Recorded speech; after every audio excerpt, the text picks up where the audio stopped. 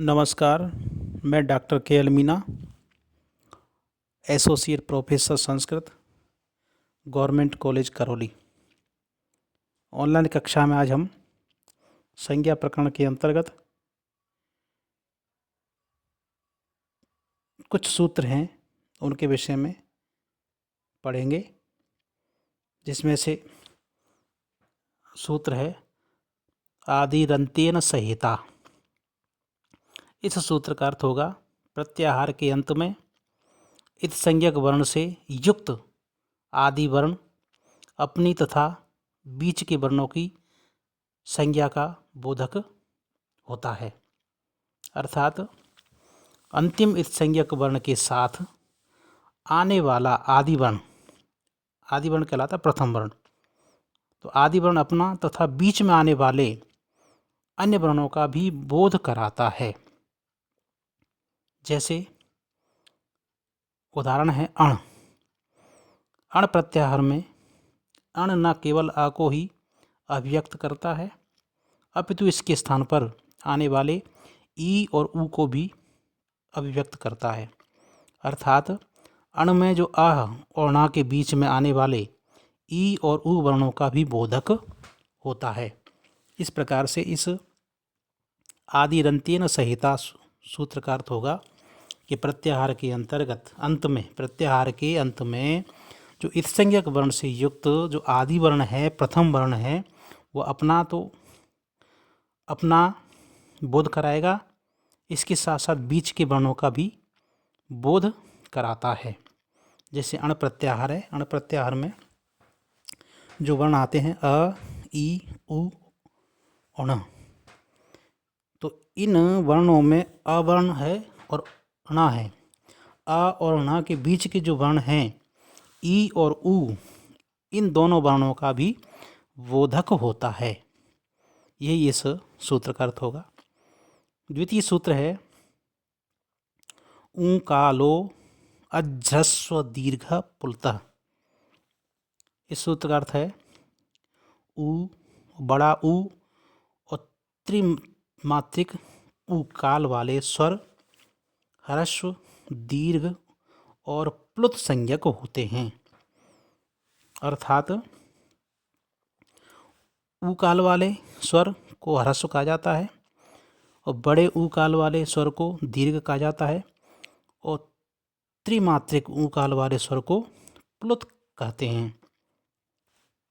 छोटा ऊ है वो एक मात्रिक है, बड़ा ऊ है वो द्विमात्रिक है और त्रिमात्रिक जो है वो त्रिमात्रिक होता है।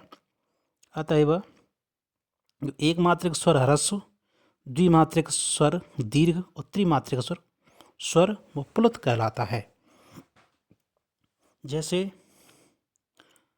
कुक्कुट की आवाज़, यानी मुर्गे की जो आवाज़ होती है कुक कुक्कू में क्रमशः एक मात्रा, कु में एक मात्रा है ह्रस्व है, कु में द्विमात्रा है वो दीर्घ है और कु ये त्रिमात्रिक है, प्लुत है। तो स्वरों की तुलना में व्यंजनों का उच्चारण समय ह्रस्व स्वर से भी आधा होता है। अतः व्यंजनों को अर्धमात्रिक व्यंजन कहा जाता है। इस प्रकार से ऊ कालो अज्रस्व दीर्घ प्लुतः इस सूत्र का अर्थ यहाँ पर बताया। इसके बाद के जो सूत्र हैं संज्ञा प्रकरण के सूत्र, वह है उच्चैरुदात्तः। इस सूत्र का अर्थ है जिस स्वर का उच्चारण अपने निर्धारित स्थान के ऊपर वाले भाग से हो वह उदात्त कहलाता है। यानी कि सूत्र का अर्थ होगा उच्चैरुदात्तः। सूत्र का अर्थ होगा जिस स्वर का उच्चारण हम अपने निर्धारित उच्चारण स्थानों के ऊपर वाले भाग से हो करेंगे तो वह उदात्त कहलाएगा। जैसे अ का उच्चारण स्थान कंठ है, यदि उसका उच्चारण कंठ के ऊपरी वाले भाग से किया जाएगा तो उदात्त संज्ञक होगा। इसी प्रकार ई आदि अन्य स्वरों के विषय में भी समझना चाहिए। यानी कि अ का उच्चारण हम कंठ से करेंगे तो उसका उच्चारण कंठ के ऊपरी वाले भाग से किया जाएगा, तो उदात्त संज्ञक होगा। अगला सूत्र है नीचैरनुदात्तः। इस सूत्र का अर्थ होगा कि निर्धारित उच्चारण स्थान के निचले भाग से उच्चारण किया जाने वाला स्वर अनुदात्त संज्ञक होता है, उसे अनुदात्त कहा जाता है।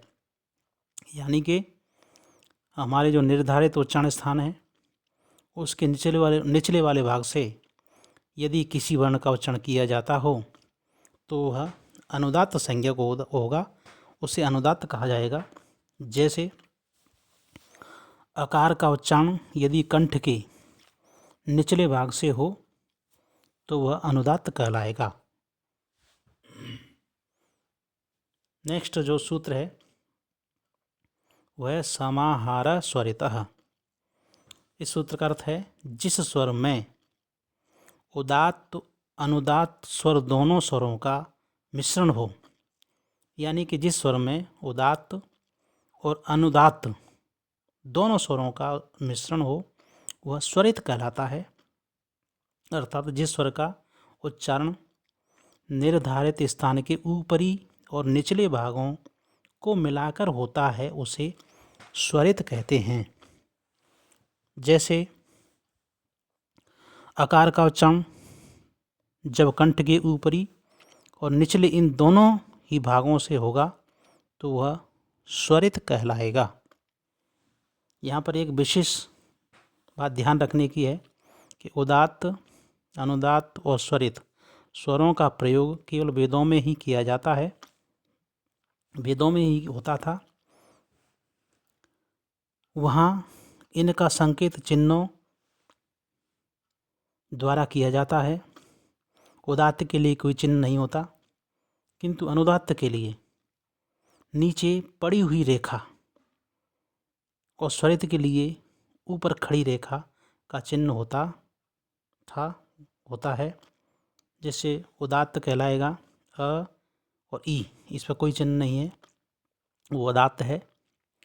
अनुदात्त होगा अ और ई के नीचे जो लाइन पड़ी हुई लाइन हो वो अनुदात्त कहलाएगा।